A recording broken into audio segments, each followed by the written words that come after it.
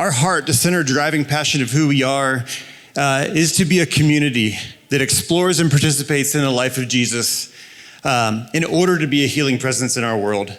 And so you help us do that. We do that together as journeying as a community together. I'm glad you've joined us this morning. My name is Dave Newhousel. I'm the director of Project Renew, and Project Renew is our justice and peacemaking initiative here at Denver Community Church. I want to share a couple opportunities with you this morning as we get started and ways you can be involved. A few weeks back, I was teaching and I shared about coming out of that teaching a couple of ways that you could participate with Project Renew. And one of those I wanted to bring an update for you on because if you've followed the news, you know we have a human crisis at the border, in our southern border here in the United States.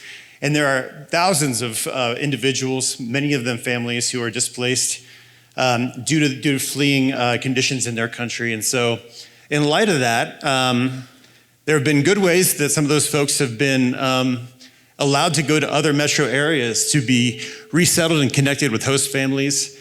And faith communities have been an integral part of that. And we want to be a part of that if the need comes to us. And so we anticipate in the next few weeks that will be a need here and an opportunity for us to serve some of the most vulnerable and marginalized people in our context. And so we shared that opportunity for you to sign up. So many of you responded, so thank you.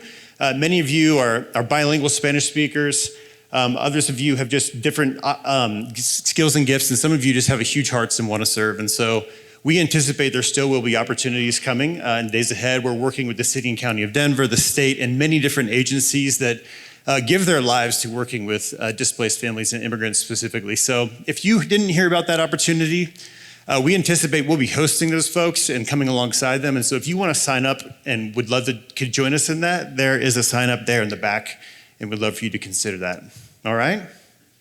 Great. Well, also, as a part of DCC, our work is only possible because of your generosity. And so if you want to join us in giving to DCC, that would be huge for us. It's the only way things are possible here to move forward. And so there are some letters in the seat back in front of you. You can drop a check if you want to. You can also, through our app, give that way as well. It'd be really, really helpful. So in light of that, would you stand? We're going to sing together as we get going this morning. Again, welcome, and thanks for being here. Well, good morning. Good to see all of you. If you have your Bibles, you can turn to Luke chapter 6. We're going to go back there after taking a break last week from it. Luke chapter 6, if you don't have a Bible and you'd like to read along, there's a Bible beneath the chair in front of you or near you, and you can use that. And also, we say this from time to time, if you don't have a Bible and you'd like one, like you've never read it, for example, you can just take one of ours. No one's going to stop you on the way out. You will owe me some money for the Bibles. That was a terrible joke. That was like a totally pastor joke. Well, I guess all of my jokes are pastor jokes because I'm a pastor. But anyway, you can take those with you. You can take them home. You can read them if that's something you want to do. Jesus, if you've been with us, he's in this teaching that's commonly called the Sermon on the Plain, and we'll pick it up in verse 37. He says, "Do not judge and you will not be judged. Do not condemn, and you will not be condemned. Forgive, and you will be forgiven. Give, and it will be given to you.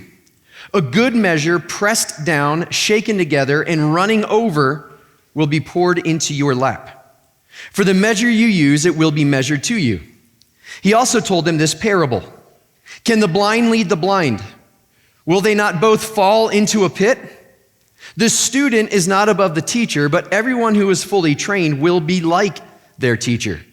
Why do you look at the speck of sawdust in your brother's eye and pay no attention to the plank in your own eye?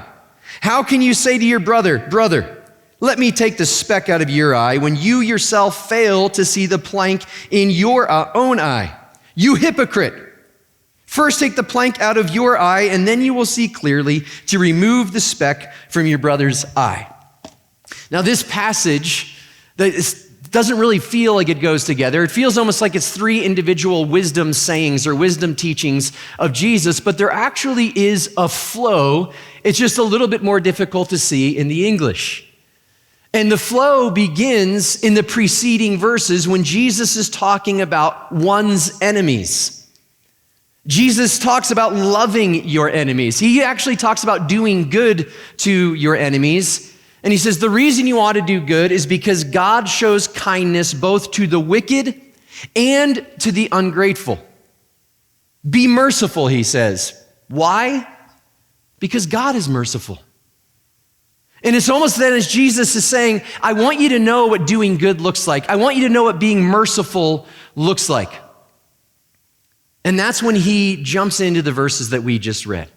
And he begins really by saying, here's two things I'm going to recommend you don't do, or two prohibitions, we might say. Do not judge and do not condemn. Now, this is not saying that we can never say something is bad or evil.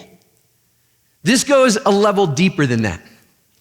What these words suggest is that you presume to know what's buried in the heart of somebody else, and you feel comfortable leveling judgment against that person. That you are able to point at them and name it and say, this is absolutely wrong, they are bad. In some ways, what it's saying is that there's a standard and that this person falls below it. That this person, as one definition says, it's saying that this person is less than what is good, true, and beautiful. This summer, I attended a couple of gymnastics competitions that my daughter was in, and I noticed this happening all of the time, that there was a standard, and every gymnast was told, you fall below it. It's the gymnastic judges. By the way, I was watching the people who were judging the competition, and I realized they didn't look very happy. And the only thing they do, now I'm sure there's someone here who's like a gymnastics judge that's like, oh, you're going to be wrong in what you say. I might be. But really what they do is they recognize that there's a standard, there is a routine, there is a score that is given out before anyone does any of their performance. And then the judges sit there, and what do? They note every mistake and every flaw, and they scrutinize the entire thing. And so there is a standard, and then when they show the scores to the gymnasts, they say, you are less than the standard. You are going to do a routine that was going to be a 9.7. We're going to give you an 8.3 because you didn't point your toes.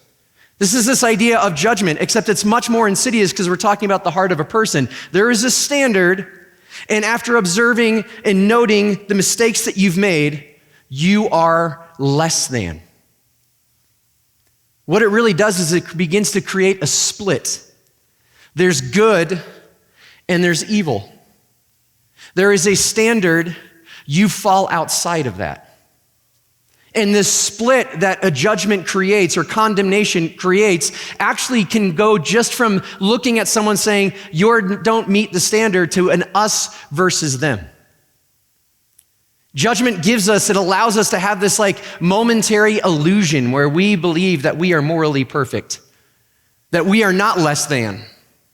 And we can look at others because we are morally perfect and we can judge them. There's a negative aspect to this whole thing. When you begin with judgment, when you begin with condemnation, rather than observation or curiosity, it often goes toward the negative.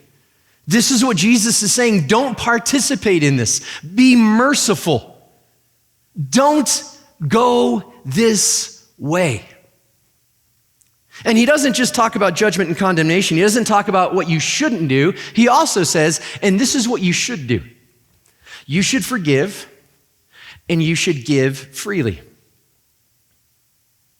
Now, just like judging people is difficult not to do, forgiveness and giving is difficult to do. I'm not sure there's anything more difficult than forgiveness. As a pastor who's preached on forgiveness over the years, I know that the single most difficult thing to preach about is forgiveness. People would rather hear a guilt-ridden sermon about giving financially than to talk about forgiveness.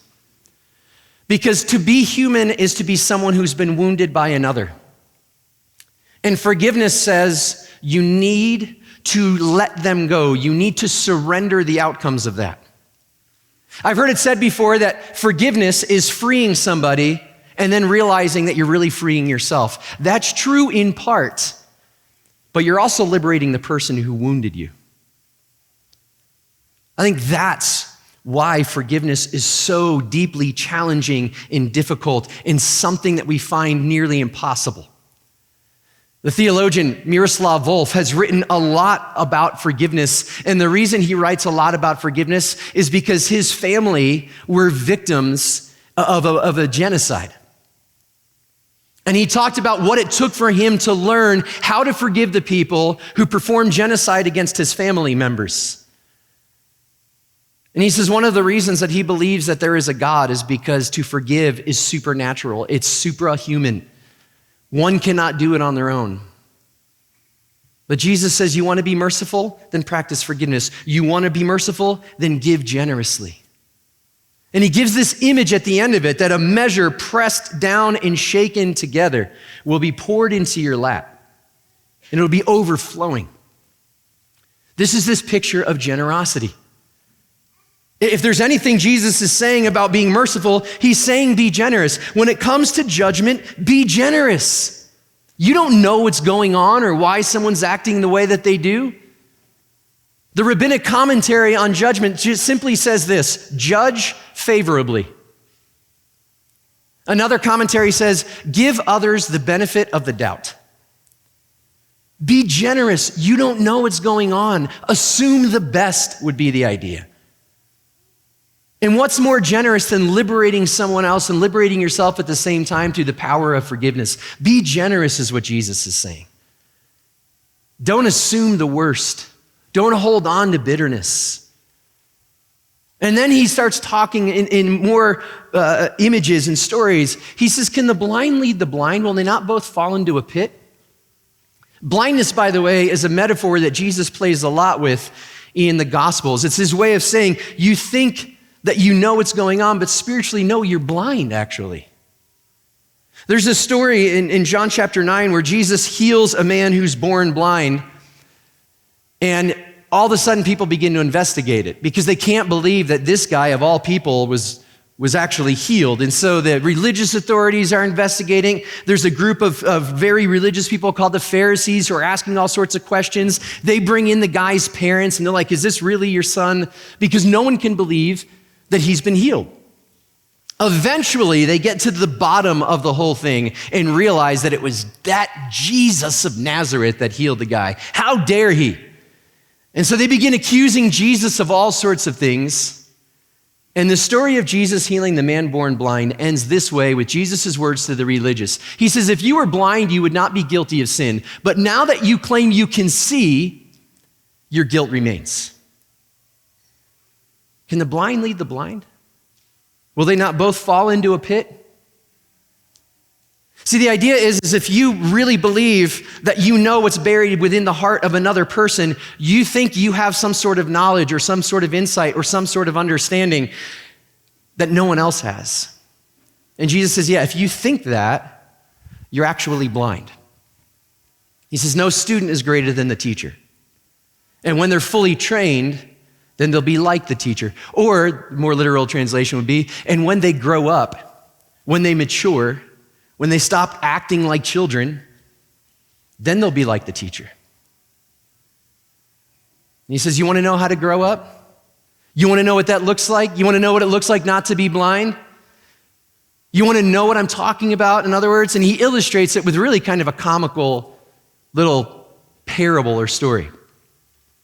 He talks about having a log sticking out of your eye and going up to somebody who has a little piece of chaff. Think about like dead grass and a little tiny piece of dead grass that like gets lodged in your eye. That's the image. And he says it's like you're going with a log sticking out of your eye to your brother and saying, hey, you got something in your eye, let me help you get it out. Some would say that this is what's called projection. That there's something wrong with you, but rather than see it in yourself, you see it in the other. The Swiss psychologist Carl Jung called this the shadow. Now, the shadow isn't what you're consciously aware of that you're trying to hide from everybody because it's shameful or embarrassing. The shadow is what you're not aware of, and if someone told you it was true about you, you would deny it till your dying day. And oftentimes what we do with our shadow is we project it onto other people, and we're not even fully aware it's there. This whole idea of the log is almost like just Jesus saying, you don't even know you have it there. Of course you don't, because the eye doesn't see itself. But man, you can sure see it in others. And this is that idea of that projection. Carl Jung, in talking about this, says it this way: most people are content to be self-righteous and prefer to vilify one another rather than recognize their own projections. We don't want to see the log in our eye. This is what Jesus is pointing out, and then he finally drops it. He says, "You hypocrites," which is a pretty potent and powerful word. In Jesus' day, hypocrites referred to actors who would perform in the Greek or the Roman theater, and they would come out wearing huge masks with exaggerated features. And everyone knew they were playing a part, but it wasn't really them. This is what Jesus says: "You hypocrites, first take the log out of your own eye, then you'll be able to see clearly to help your brother with the speck in his eye that you seem to be so obsessed with." You want to know what it's like to be merciful? Stop judging and condemning people. Start forgiving and giving generously. Don't pretend like you can see everything and know everything, because if you do, you're blind. Grow up a little bit. And the first step toward growing up, by the way, is taking that massive beam, that massive 2x4 out of your eye. Then you'll be someone who can see clearly. I hear these verses and I think to myself, are there any verses that the religious people need to hear more than these? Am I right? Are there any verses in the world that the church needs to hear more than these? This condemnatory, judgmental institution that's caused so much pain? Years ago, when I was in college, I went to a pretty conservative Christian college in the Midwest in the middle of a cornfield, which does not narrow it down because there's a lot of those. And I wasn't a bad kid, I would say. I just wasn't very interested in all of the institutional preferences that were put before us, which meant I garnered some attention from the authorities, we'll say. And there was one time I was just I was kind of frustrated with life maybe. I was like in the kind of angsty college student thing. I was listening to like a lot of Nirvana at that point. And this guy came up to me, and I can't remember what it was that I had done that he wanted to come and condemn me for, but he walked up and was like, "Excuse me, I have something that I feel like I need to confront you about," which is always a great opener in conversation. Just opens people right up. Be like, "Oh, please, yeah, tell me what's wrong with me. I'm really excited to hear." And he listed this whole thing, and I just listened, and I knew what I was gonna say. It's like I couldn't wait. I mean, it's just like this hanging curveball I was gonna knock out of the park. And when he finished, I said, "Well, thank you. But I must say, I'm really surprised that you could see that with that plank in your eye." Boom! Oh, the universe just jolted for a second. Everything slowed down.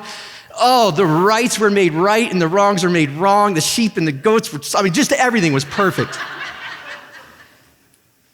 And doesn't it feel really good to be able to hit that forehand down the line? What's with all the sports metaphors, by the way? I'm dropping some. It felt really good. But here's what I'm recognizing. That's often how we come to these verses. How many of you so far this morning, you've been sitting listening to the teaching, and as you're listening and reflecting, what you're considering most is the actions and attitudes and words of others, while at the very same time not considering your actions and attitudes and words toward others. How many of you, when you've been listening, you're thinking about the actions and attitudes and words of others, but you're really not reflecting on your actions, attitudes, or words toward others? I raise that question because in all of the years that I've been around the church, I've never heard these verses quoted, I've never heard these verses taught on, and I've never read these verses in a way that invites or that suggests this is self-reflection, this is for us. It's almost always, if the people who needed to hear this were just in the room right now, man, life would be better. And it's often about them or those people or that group. They're the ones that need to hear this. The problem is the context of these verses. Jesus isn't preaching to those who oppose him. All of this teaching that Jesus gives is to his own disciples. Jesus is talking to his own people here. Which means if you're here and you say, yeah, I'm a Christian, or yeah, I follow Jesus, well, then these words are for you and for me and for us, not for them. It was a little bit of like a preacher's sucker punch right there, wasn't it? I can judge by the silence in the room that maybe we're touching on something here. You see, I asked that question about how we've been listening, and I make the observation about how these verses have often been used because I've grown up around the church. I've grown up soaked in Christianity. My parents were Christians long before I was born. And I don't remember my first time in church. What I do know is that I grew up going to church 3 to 4 times a week. Some of you are here and you're like, wait, 3 to 4 times a week? For those of you who know what that means, you're like, oh, one of those. Okay, yeah. I went to Christian elementary school, Christian middle school, Christian high school, a Bible institute, a Christian college after that, then seminary. Some of you are like, man, you are so sheltered. It's adorable, really endearing. And I saw a lot of this kind of attitude. Judgment, condemnation, legalism, arrogance, hubris, self-righteousness. Self-righteousness, by the way, is when you look at someone and be like, if you were more like me in our group, you would be so much better. Instead of saying, I hope and pray that you will discover the healing that's possible in Jesus. I grew up around all that. And then I started, after like all those years around Christians, I was like, you know what I should do? I should work in a church. That'll be great. And I saw more of it. And because I started preaching, I became a target for it. It's called email. Man, some of the emails I've received are just unbelievable. And the anonymous note, that's the best one. Really tells me are interested in having conversation. And in 2007, I was in Michigan, and I was at a point where I was sad over it. I was angry about it. I wanted nothing to do with it anymore. And in the midst of that feeling, my family and I moved here to Denver, Colorado. And I remember having this moment of like, oh, I think I've left that all behind. I really think I'm done with that legalism and that arrogance and that self-righteousness and that condemnatory, judgmental spirit. Oh, I feel like I can breathe. Man, it's like one of those, you didn't realize that someone was sitting on your chest, and then when they got up, you're like, oh, I do have lung capacity. That's kind of how I felt. And I'll tell you something.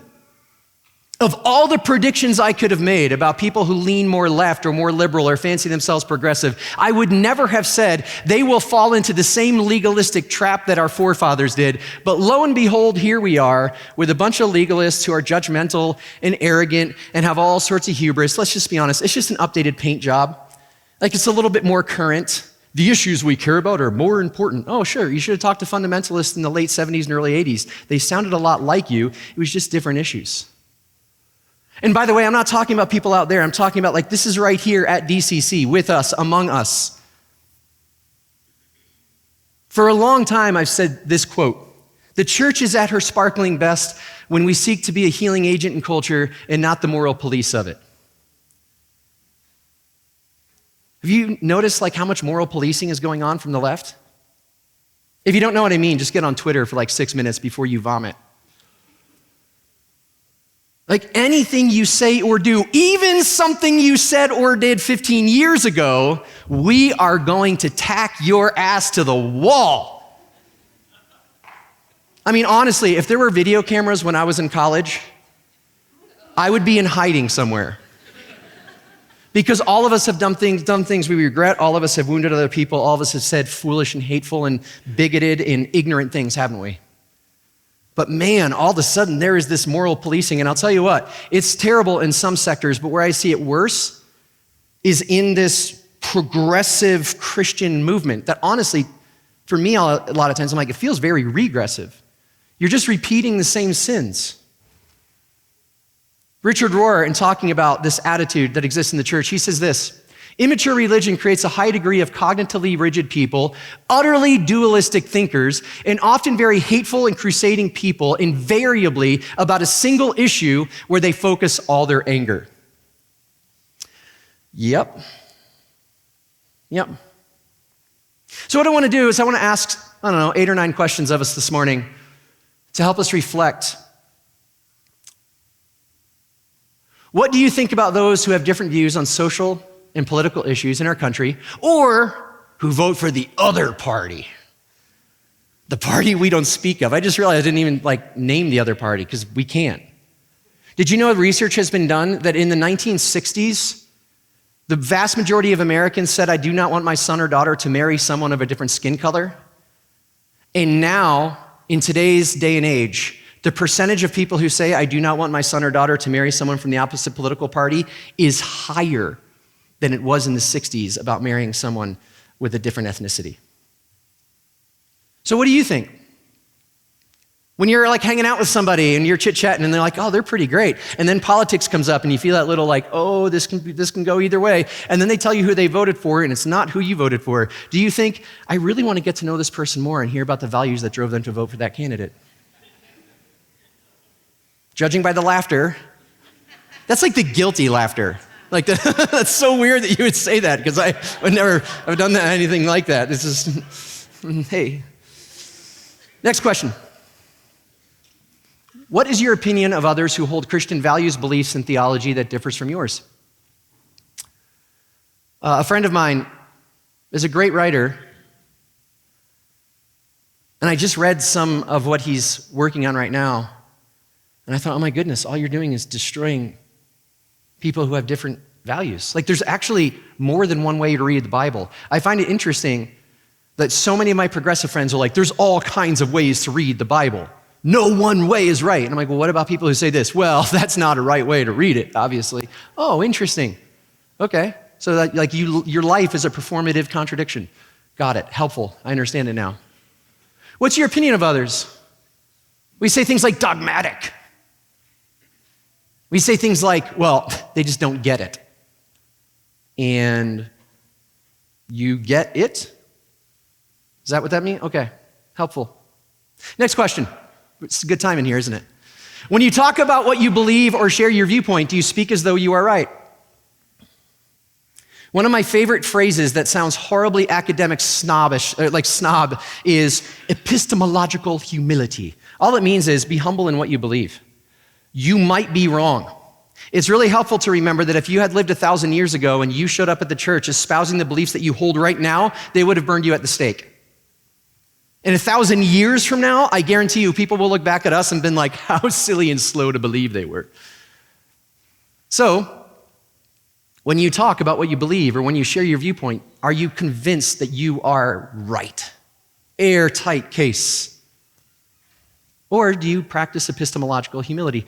This is what I believe, this is what I've learned, and I recognize there's a million reasons why I've come to this place, and I'm still evolving and I'm still growing, and I might be wrong. I'd love to hear what you say. Maybe we should ask the other question, do you listen as though the other person is right? Do you have something to learn from them? Next question. Do you look at those you believe are behind you with disdain? This, by the way, this is something that we often do. I know many of you seated here grew up in the church and around the church. And I know many of you seated here, like me, have been wounded by the church. By people in the church, by people who claim to love Jesus. But there's this very subtle thing that happens of we're growing, we're expanding, we're evolving. And then we begin to look back and we go, can you believe that people are still talking about that? Can you believe that church is still in existence? And there's this very cutting, disdainful way of looking at the places where we come from. When you look at those that you believe are behind you, do you do so with disdain? Next slide. Do you think if more people thought, lived, and acted like you or your group, the world would be a better place? In other words, the way you live your life is the solution that the world needs. I was with John Philip Newell this summer, and he's the one who said, this is actually what self-righteousness is when you think, man, if they were just more like us, they were just more like us, then things would be better. Well, that's just a refusal to see our own shadow. That's just another log in our eye, isn't it? Next slide. Are we generous in how we offer forgiveness to others? One of the things that saddened me most about where I see our current our culture is that there is no forgiveness anywhere. One of the things that's blowing my mind is not only is it not forgiving, but the hatred is just ramping up and ramping up and ramping up. Almost every week, you can check the papers tomorrow. The papers, how old am I? You can check the internet tomorrow. Almost every single week after a weekend of sports, you can find not one article or two articles, a smattering of articles about an athlete who played poorly for their team, who is getting destroyed on social media. Oftentimes, there are threats accompanying the mockery and the disdain and the hate. Somebody played bad. Ooh, we can't even forgive that. How generous are we in forgiving other people? Remember, by the way, if you listen to the teachings of Jesus or buy into who he is, he talks about that you've been forgiven a lot. Maybe you should turn and forgive. I'm not saying it's easy, just saying, are we generous in how we offer forgiveness to others? Next question. Do you find yourself overly aware and critical of the actions, attitudes, and words of others? In other words, are there people that activate you and get you going like from 0 to 100 in a second? You just see their picture and you're off and running. Can we just name the elephant in the room? Former President Donald Trump. By the way, he's like the progressive group of people, he's like the puppet master and they're his marionette. Have you noticed this? I mean, honestly, no matter what the guy does, people just, whoa, and they lose their mind.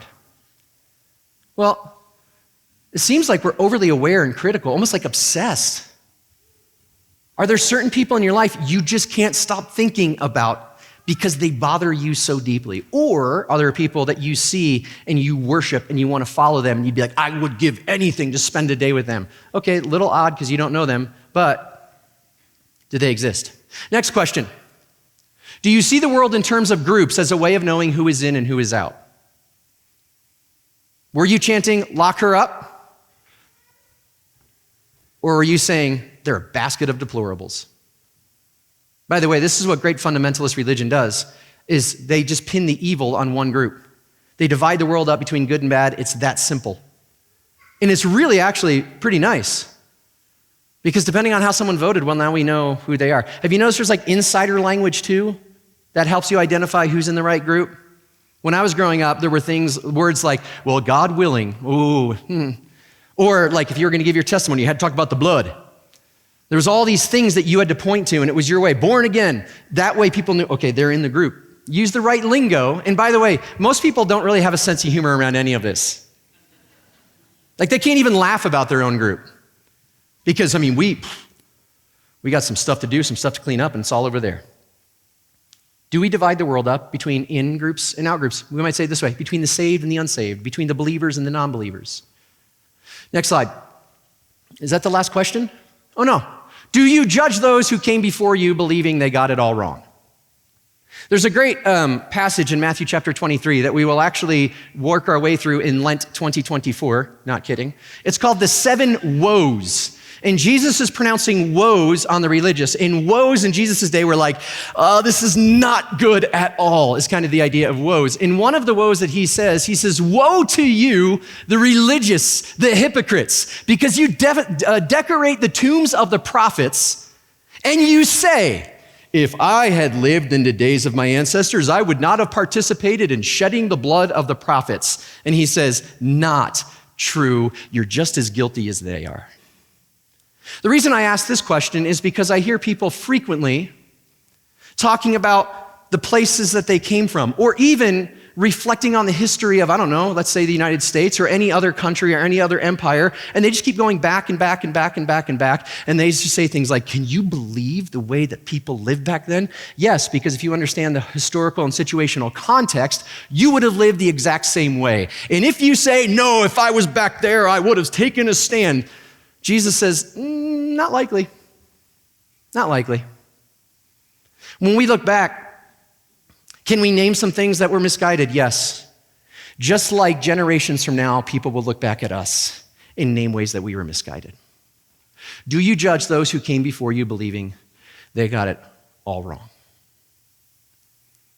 See, these are some of the questions that Jesus starts digging at with this idea of the speck in the plank.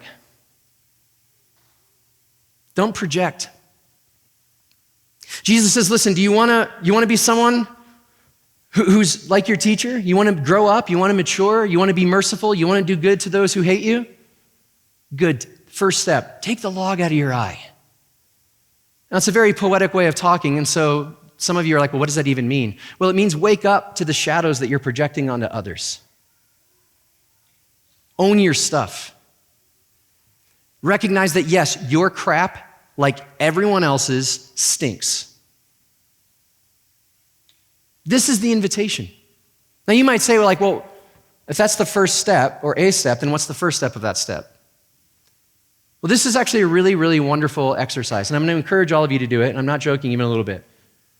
Think of one person in your life. You don't even have to know this person. One person who just bugs the living crap out of you. And I know you all have somebody. It could be like, Deborah at work, where there are oils that just burn my throat, and I don't know. It could be Matt on the soccer team. Gosh, that guy thinks he's so great. Acts like he's playing in the World Cup. Paid $300 for his cleats, barely can run. That kind of thing. Like, who bugs you? It could be a television person. It could be me. Some of you are like, yeah, now you're preaching. Would you just shut up? You have 1 minute and 14 seconds left, and you're going to go long. I know. Or think of someone that you're obsessed with. Like you have on your Google homepage, you have like the Bings when there's news about them, and you just can't read enough about them, that if someone said to you like, hey, if you could have a beer with anybody before they even finish, you're naming them, and then you know all about them, who they married to, why their first marriage fell apart, what their kids' names are, how old their kids are, what hospital they were, and it kind of gets creepy. It could even be someone that you know or work with. Like, you look at someone and go, oh, they're so incredibly creative. I could never be like that. And you find yourself drawn and pulled. Just think of one person who fits any of those categories. One. And then spend time thinking about why they bug you or inspire you or trouble you or why you're drawn to them.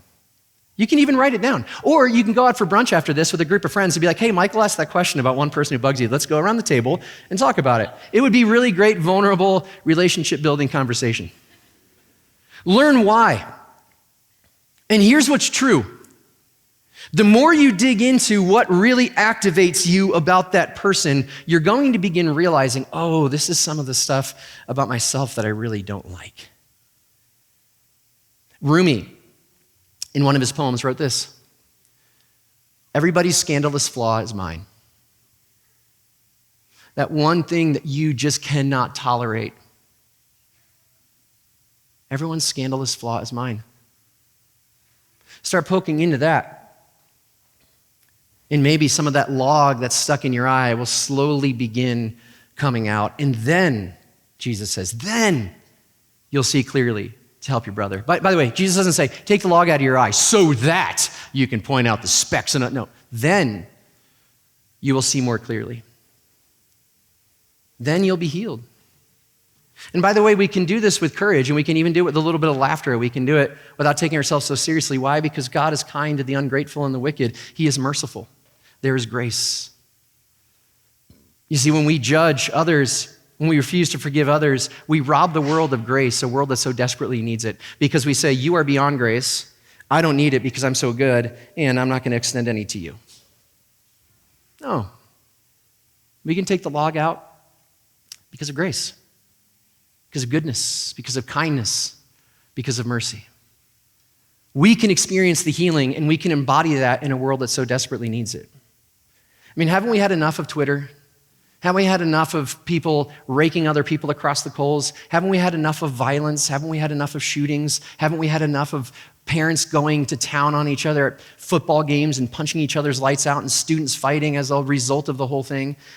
Haven't we had enough? Have we had enough of the hate? The church is called to be a prophetic community in our world, and I'm sorry, I think we've ceded that responsibility to the news media. Our high priests are either Tucker Carlson or Jake Tapper. And I listen to Christians, and so often they sound so much like either CNN or Fox.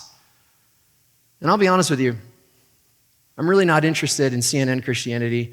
I'm really not interested in Fox News Christianity.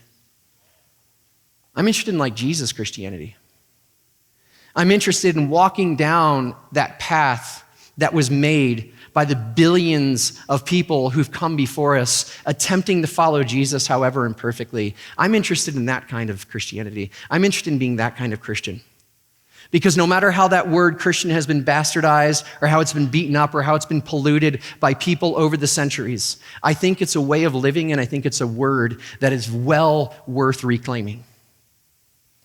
And maybe one step in our journey down that path that's been made for us is simply considering taking the log out of our eye. Let's pray together.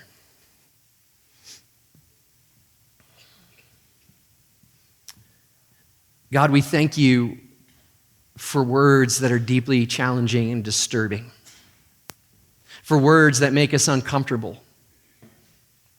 And we say thank you for that because it wakes us up to something that we may not even be aware of. And yet, even in this awareness, when we maybe feel this challenge or this conviction well up, we know we're standing before a God of grace and kindness and fidelity and mercy,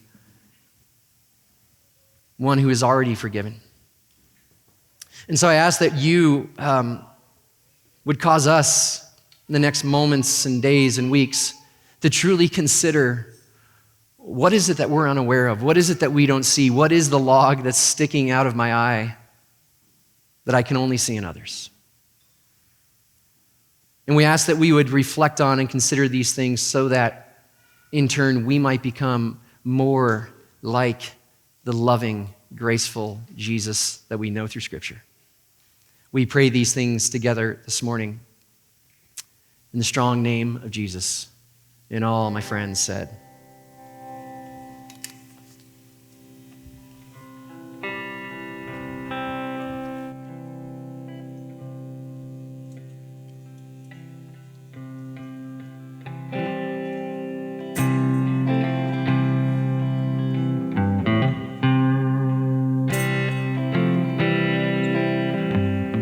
let's go down to the river, wade in your mercy.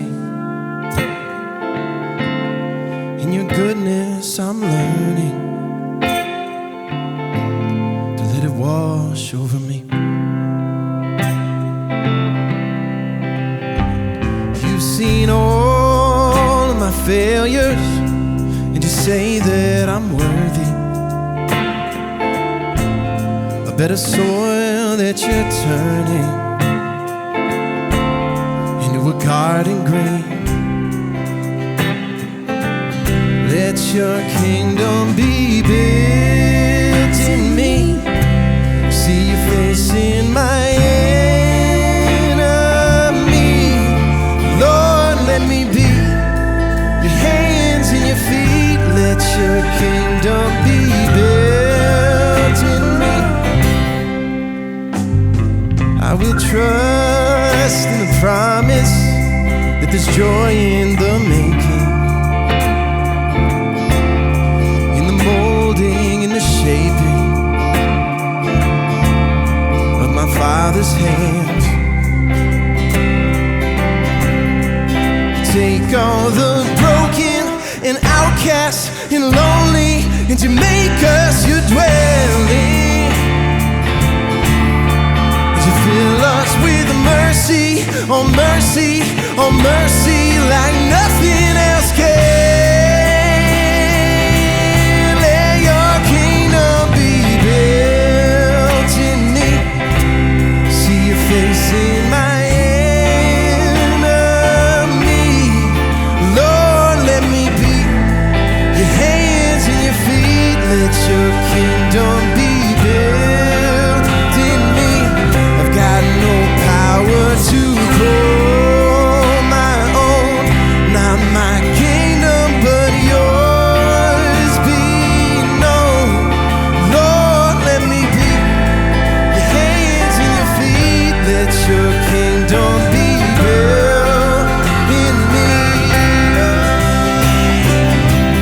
Let your kingdom come. Let your will be done on the earth as it is in heaven. Let your justice reign over sin and grave, and your mercy endure forever. Let your kingdom come. Let your will be done on the earth as it is in heaven. Let your justice reign over sin and grave, and your mercy endure.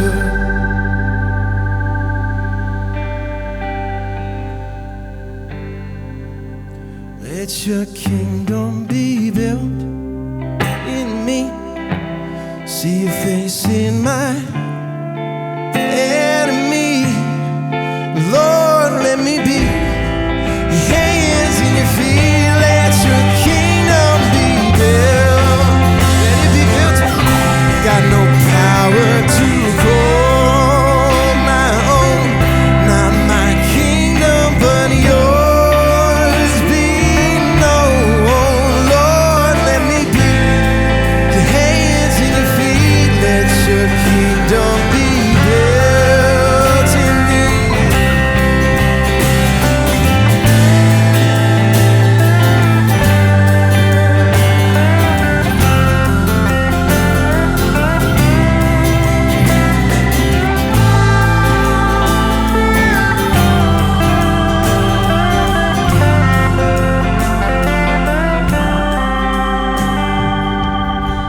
Let your kingdom be built in me. See your face in my enemy. Lord, let me be your hands and your feet. Let your kingdom be built in me. Lord, let me be your hands and your feet. Let your kingdom be built. Let it be built.